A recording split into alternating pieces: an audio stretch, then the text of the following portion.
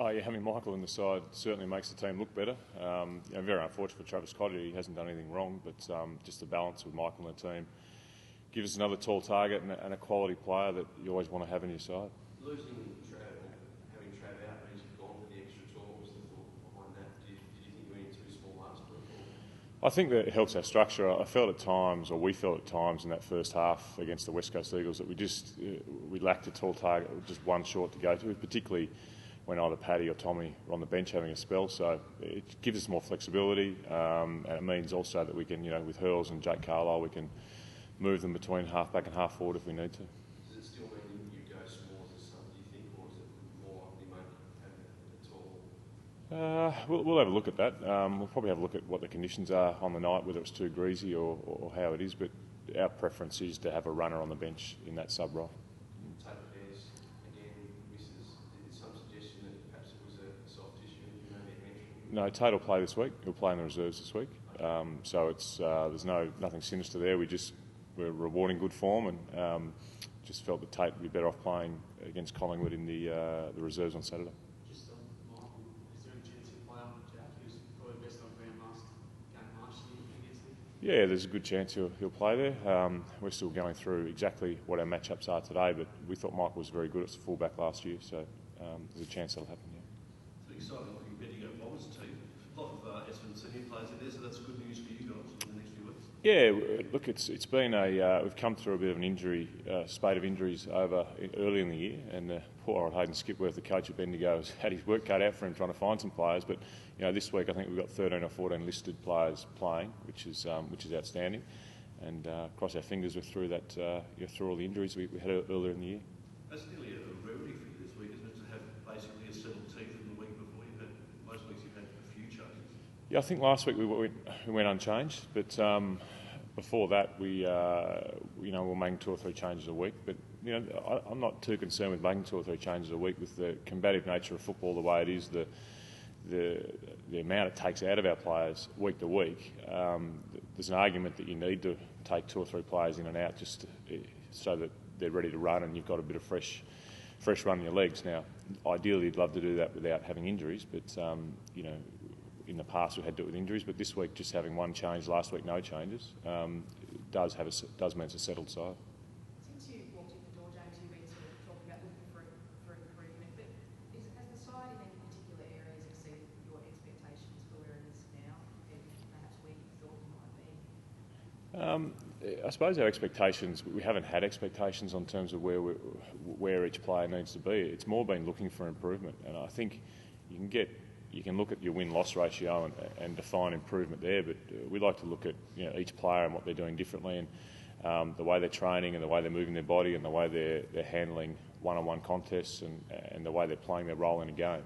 And that's been very pleasing for us that each player on our list has improved in that area. I still think we've got a long way to go, but whether it's exceeded expectations or not, I'm not sure, because I didn't come in with a fixed view on where we'd end up. Has the move now, though, from improvement to consistency, is that the next stage of improvement? I think we've still got a lot of improvement left in us, and if we don't, then we set ourselves up for, if you don't keep improving, then you probably stagnate and people go past you. And we're very aware that this time last year, I think the end of round 8 we were 5.5 wins, and at the moment we're 6. So, we're very aware what happened this time last year, and we're pretty keen to make sure it doesn't happen like it happened last year. Leroy Jeter said yesterday that he thought it was becoming easier to handle the so-called big games in terms of big crowds and that sort of thing. Do you sort of subscribe to that theory that now that the guys know what they're sort of going to get from each other? Yeah, I was always. I think you're always very privileged to play at Carlton, Collingwood, Essendon, Richmond, Hawthorn, and Geelong, I suppose, where you play these regular big games, big crowds, and the players not get used to it, because you never get used to performing in front of that many people because it's very exciting. But it happens 4 or 5 times a year in your career, and I think our group now, as Leroy was saying, there's a number of guys who've played in 2 or 3 Anzac Days, 2 or 3 Dreamtime games, a final. So the crowd is part of it, but it's not. You don't get nervous or anxious about it. The great thing about Saturday night is just going to be all the Essendon supporters that are there, and our players talk about the West Coast game and how loud our supporters were, and they haven't heard our supporters that loud for probably a long time. So it was very pleasing, and a big Essendon crowd's really important for us on Saturday night. Do you sense also, James, that maybe this is the first time that game might really live up to its billing, in the sense of the two sides of how they go? Yeah, there's no doubt both sides performing well adds a bit more to the game. There's a game of football. It's a very important game in terms of Dreamtime, what it means to the community of Victoria and of Australia, and I think that that's the Indigenous game, Dreamtime game, is really important from that point of view. But the football, once the game starts, the football should be of very high quality as well. So suddenly people, Longy included, are talking about 93 and certain similarities between the two sides. Is that a bit premature, or what do you see? You there? I wouldn't want to disagree with Michael, but how do I put it? We're it's round 8, and as I probably said before, we're very aware of. We're in a similar situation last year, and what happened probably from round 8 onwards. I think we lost the next 5, and we're very keen for that not to happen. So, I think it's very early in the season. Sides are starting to work out how each other play, and there'll be a lot of work put into every side now in terms of there's a bit of a form guide of how the sides want to play, and it'll be interesting to see how every side plans for the teams they're playing, because you can sort of now work out the style that each side wants to play. Richmond obviously got a very strong midfield. Who probably gets the most attention is maybe go Trent Cotchin. Yeah, well, and that's the great thing about Richmond is, Cotchin, Delidio, Martin, Foley. Who do you take? And you can't get too caught up in one or the other. I think our team has to be as good as they can be at matching up on their midfield. There's no doubt when you look statistically at Richmond over the last 4 weeks, there is on the top 2 or 3 in the competition the way they've been playing, and as good as anyone. So that certainly has given us some concerns about how we stop that, and their midfield is probably the biggest part of that. Well, what do you think Richmond sort of at times played reasonably well against you, and perhaps their later position hasn't suggested they should have been? At times they've been a bit of a biggie side, haven't they? Yeah, I suppose I can only refer to last year, and we beat them once, they beat us once. This game last year they beat us quite easily, played better than we did. But they've got a terrific midfield. They spread really hard, they run hard, they use the ball well. They're a good football team, and we need to be on our best game to try and combat that. Just the guy who visited David Moyes, Yeah, Mozzie, he's hurt his hamstring about 4 weeks ago, and it's just taken a little bit longer than we thought. We're hoping he will play next week against GWS, but if he doesn't, it'll be definitely against Melbourne. So what's happening in 2 weeks?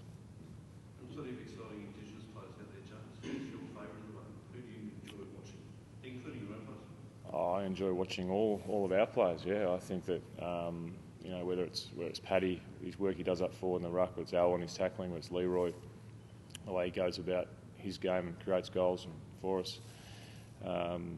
Nathan Lovett-Murray, his toughness around the ball, and Courtney Dempsey's run off half back and scintillating speed and skill. There's 5 players there that I love watching personally, and very exciting. I think if you look at other clubs, Cyril and Buddy are a pretty good package to watch, and Carlton with Yaron, Betts and Garlett's pretty exciting too. So there's no doubt that in the AFL at the moment, there's exceptional players, and some of those exceptional players are Indigenous, which is very exciting for our game.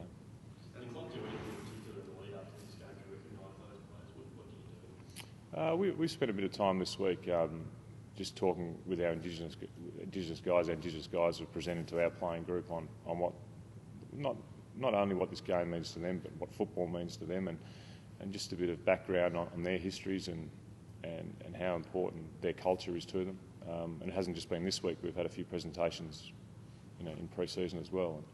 And, I think it's very important that all Australians understand, the Indigenous culture and how important it is to our society.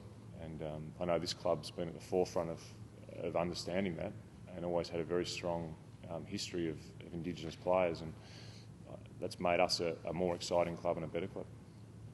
The old chestnut has been rolled out again this week. Anzac Day, you guys should share it. Dreamtime of the G, now it's being said that probably Essendon Richmond should share it with other Indigenous players. What are your thoughts on that? Look, I just think that Essendon and Richmond and I think it was Sports Ready came up with the idea, and we played it, and no one sort of wanted it 5 or 6 years ago, and we prefer to have it as Essendon and Richmond, and it's a game that is again bigger than football. It's about celebrating a great culture, a great world culture, and we're very privileged to have it as a game between Richmond and Essendon, and we'd like to keep it. But the AFL, I think, are along those lines as well. Thanks, guys.